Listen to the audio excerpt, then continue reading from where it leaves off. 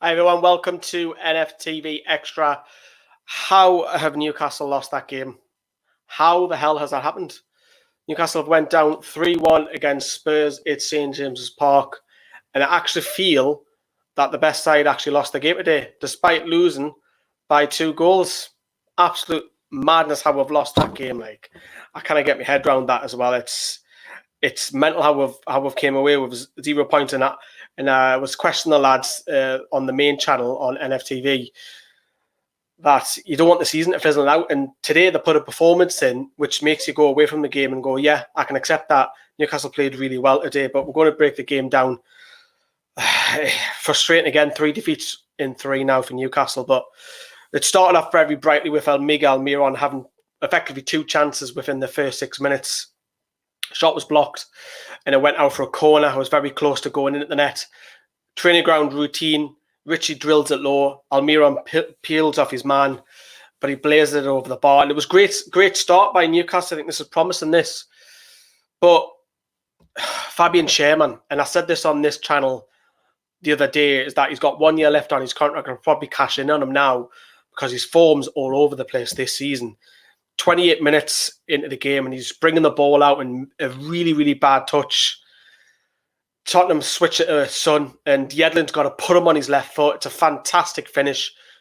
Don't get me wrong, it's a brilliant finish by Son. He's a very, very talented player. It goes into the bottom corner, literally into the bottom corner. Dubravka kind of doing that about it. It's a great finish.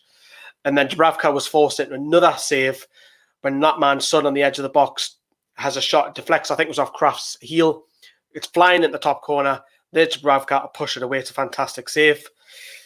And just before the half hour, Richie's cross comes in. It deflects wide. Almiron, I'll find Alan Saint-Maximin, and he just shoots just wide for a corner as well. So it was so close. But Newcastle going into the end of the first half, I felt deserved that equaliser. And of course, the play is switched from the right to the left. Shelby whips in a beautiful cross. Gale's header, man. Just goes off the post, and you're thinking so close margins from the top to the bottom. Gale's been in blistering form since coming back, and you have to say that's so unlucky. Not the first time that Jonjo Shelvey has played a fantastic ball in this first half. Brilliant cross. He'd done it earlier on in the game, but Gale as well. And so unlucky that it hits the post. Going in half time, you've got to feel that we're 1-0 down, and you're thinking, how are we 1-0 down here? How are we 1-0 down for a stupid mistake by Fabian Schär bringing the ball out and DeAndre Yedlin not getting tight? And okay, so you're thinking, okay, it's not the end of the world. You're only 1-0 down at half time. You've got plenty to come back out and go out in the second half. So second half comes on, and I've been shouting for weeks and weeks and weeks that Lazaro needs to start fucking games, man. He needs to start games to show us what he can do. And straight away, he causes a bit of panic in the Spurs box because they can't clear it properly. Direct. You look so much better right wing back than what Yedlin is. Don't get me wrong, Lazaro's natural position isn't a wing back, but he causes havoc and it just falls to Matt Ritchie. What a thunder cunt. What a hit. Flies in the top corner. Lloris can't do nothing about it. Newcastle deserved it. Deserved that equaliser. We're all going nuts because we're part of the BT Sport fan wall. But we didn't keep the lead for long. It was a matter of about 5 minutes. Not even that, to be honest with you. It was around about the hour mark. Bergwijn, who came on as a substitute for Spurs, picks the ball up on the right-hand side. Kane peels away from Emil Kraft. It's poor defending. And then Kane's got a free header, bottom in the corner.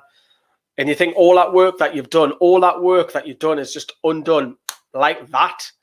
And Emil Kraft not tight enough to his man. Spurs go 2-1 up. And then you've seen a few substitutions by both sets of sides. But a long-distance shot, Alan Saint-Maximin was a threat continuously throughout the game. For man of the match, I would probably have to say it's between Shelvey. I thought Shelvey had a great game. Matt Ritchie, you look so much better, Ritchie, at left wing-back position. And Alan Saint-Maximin, they're your 3 contenders for me. But Alan Saint-Maximin did actually give the ball away for the 3rd goal, so maybe not him. It's maybe the other 2. Who knows? Let us know in the comments. I'll read them out at the end. And long range shot going close. Lazaro went close. And then the dying minutes, Alan Saint-Maximin gives the ball away. Spurs are on the counter-attack. Lamella's running through. He shoots it to Dubravka. It's a great save. And unfortunately for us, it's a free header again for Kane. Fernandes isn't switched on for the marking.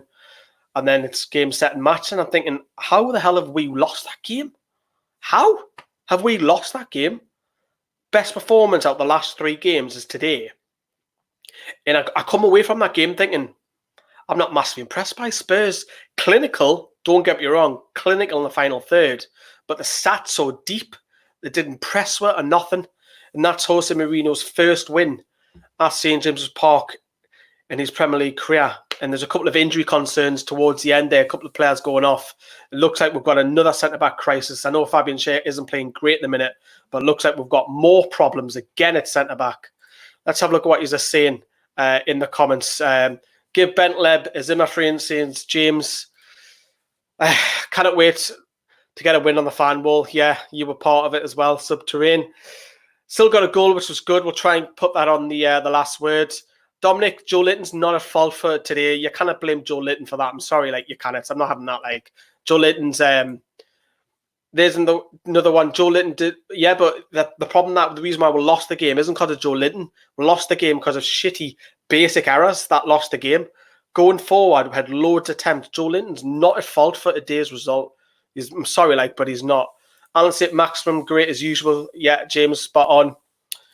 Richie was my man of the match, says Phil as well. He's up there, he's definitely up there. Some very good performances, but didn't take out chances. But 3 defeats on the spin for Newcastle now, man. Brighton next. Thankfully, they've practically got now to play for. So Liverpool, and I said it a couple of weeks ago, don't want to play teams who are fighting for something.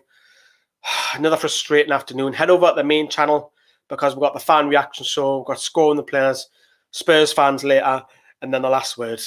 Disappointing again by the result. The performance, much better, but the result